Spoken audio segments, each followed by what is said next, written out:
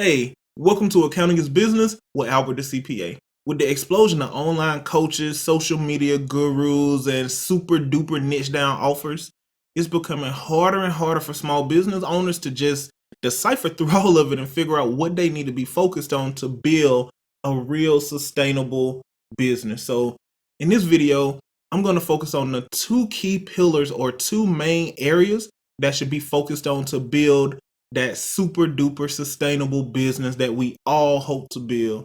I really hope this helps to quiet some of the noise, and let's get into the video.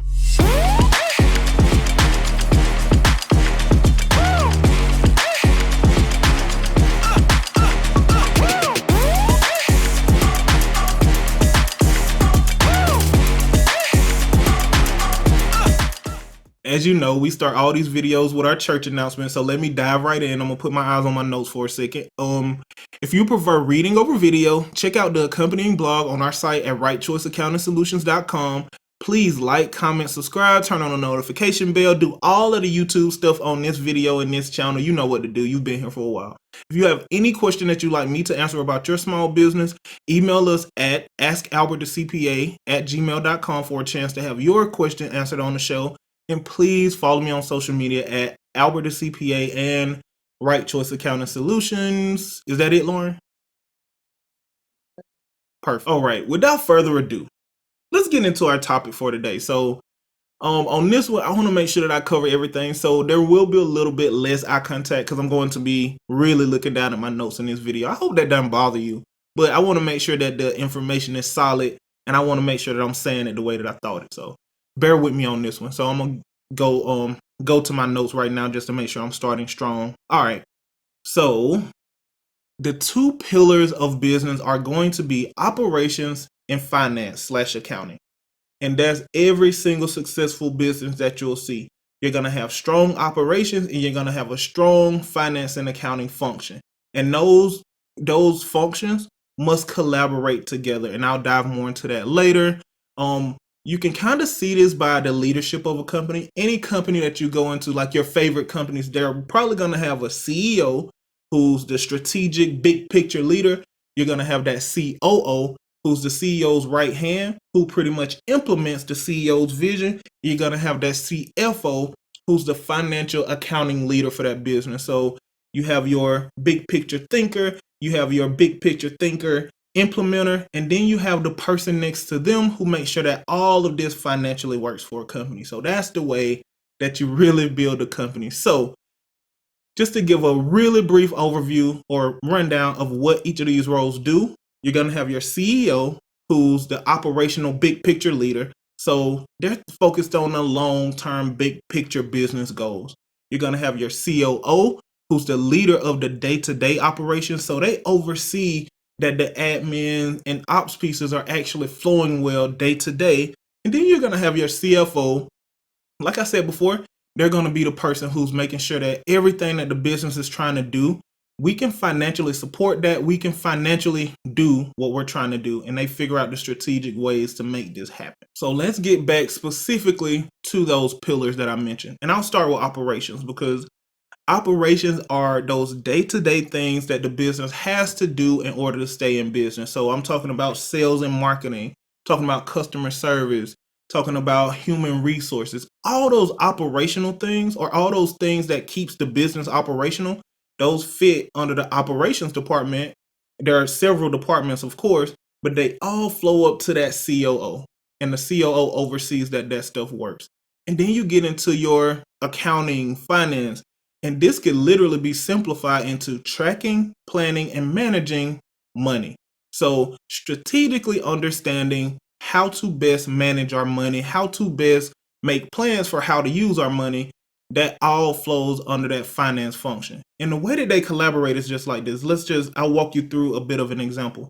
So sales and marketing, everything in a business is going to have to start with sales, because if you don't have sales, you don't have clients, you don't have a business. So sales is what's going to attract the money. It's what's going to get the clients, that's going to get the money in the door. And of course, once the money comes in the door, your accounting and finance function is going to manage that money.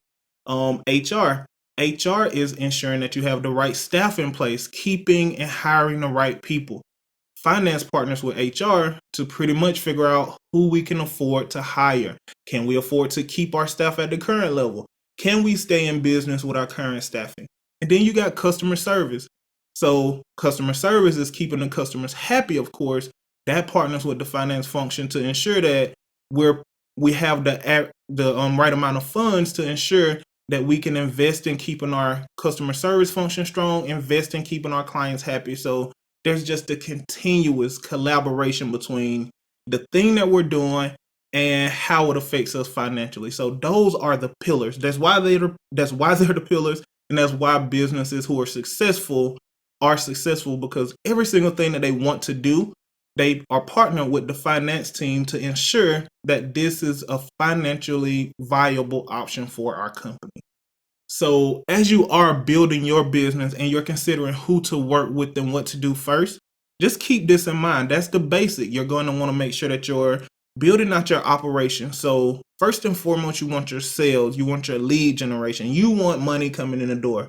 Secondly, once you get money coming in the door, you need someone to track and help you strategically use that money. So you're going to start with ops in the sales capacity, and then you're going to get you a solid accounting team who's going to help you strategically manage that money. And then it'll just be a back and forth. Once you get that ops moving, you get your finance team moving, you can then use those teams to decide what should come next. So keep that in mind as you're thinking about the next coach or consultant or whatever you like to hire in your business.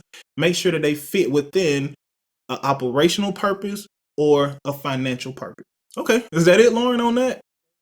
Hopefully that was good. We do this every time. I hope that was good. I know I just rambled a little bit about it, but I wanted to make sure that I was talking through it in a way that could be understood. You think we got that? Cool. All right, so we're going to push forward to our Ask Albert the CPA question for the week. And of course, as mentioned earlier, if you like a chance to have your question answered on the show, go ahead, shoot us an email at askalbertthecpa@gmail.com for a chance to have your question answered on the show. So, I like this one. What's a common issue that I see with entrepreneurs? I'm thinking the best way to say this. A lot of entrepreneurs do not accept new information. So a lot of the CEOs that I have come across, they're very set in their own way. They pretty much move forward with the belief that they had when they came into the conversation. So it's very hard to get high functioning, high level CEOs to see new information and incorporate it into how they move forward.